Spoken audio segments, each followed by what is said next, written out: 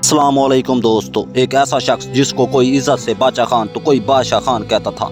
किसी ने उसकी गैर मुसल्लह जदोजहद देखी तो उसको सरहदी गांधी कहा, तो किसी ने उसको फ़ख्र अफ़गानिस्तान कहा।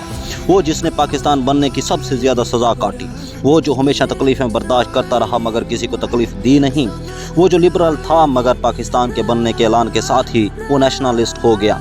कोई उसको फ़ख्र पख्तून कहता है तो कोई उसको पाकिस्तान का गद्दार। आज की इस वीडियो में हम खान अब्दुल गफ़ार खान की ज़िंदगी के बारे में जानने की कोशिश करेंगे।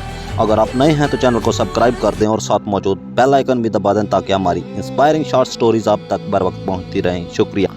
आप 6 फरवरी 1890 में मौजूदा चारसदा डिस्ट्रिक्ट में पैदा हुए। आपने तालीम मसीही मिशनरी सेकेंडरी स्कूल से हासिल की। तालीम के बाद जब उनको बरतानवी आर्मी में नौकरी की ऑफ़र हुई तो उन्होंने ये कहकर रिजेक्ट कर दी कि इंडियन ऑफिसर्स अभी तक अपने मुल्क में ही सेकंड क्लास शनाख्त रखते हैं।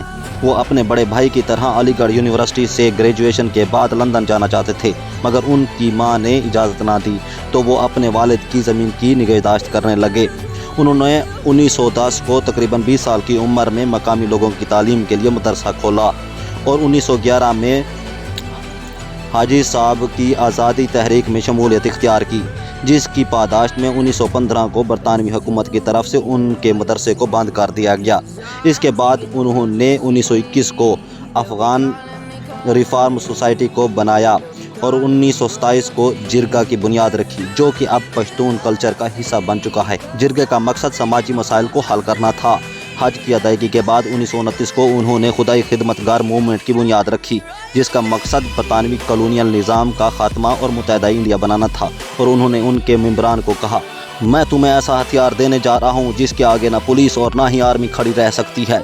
ऐसा हथियार जो कि अंबिया इकराम अलैहिस्सलाम का हथियार है, मगर तुम लोग उससे वाकिफ़ नहीं, और वो हथियार है सब्र और रास्तबाजी। दुनिया की कोई ताकत इसके खिलाफ खड़ी नहीं रह सकती। इस ऑर्गेनाइजेशन के मेंबरान की तादाद 1 लाख तक हो गई थी। उनका भाई डॉक्टर अब्दुल जब्बार खान 1937 को सूबे के वज़ीर आला बने और वो 1947 तक वज़ीर आला रहे।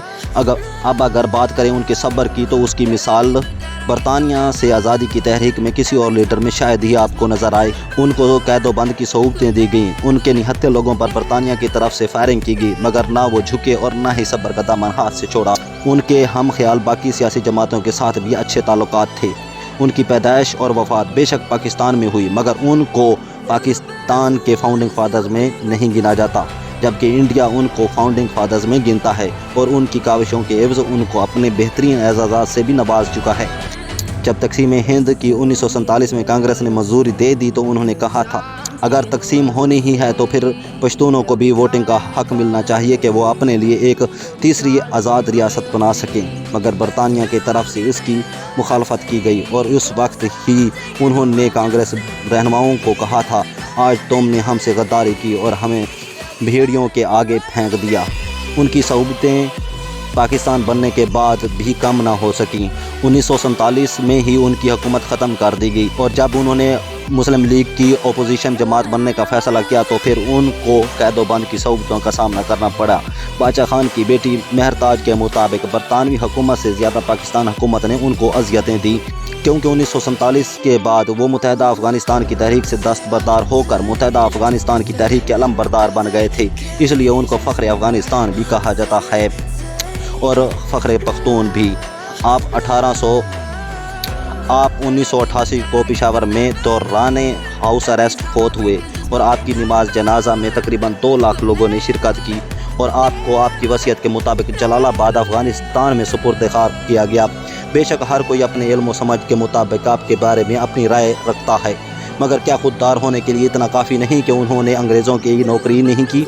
क्या किसी के लिए अजीम लीडर की इतनी खसूसियत काफ़ी नहीं कि वो न झुकने वाला हो और ना ही बिकने वाला? क्या ऐसे लोगों की ज़िंदगी और इज़्ज़त बेमोल होती है जो अपनी सारी ज़िंदगी अपनी कौम की भलाई में वक्फ कर देते हैं? दुआ है अल्लाह ताला हमें सच को सच कहने और समझने की ताकत दे और हमें हिदायत वाली कामयाब ज़िंदगी अता फ़रमाए। आमीन सुम्मा आमीन।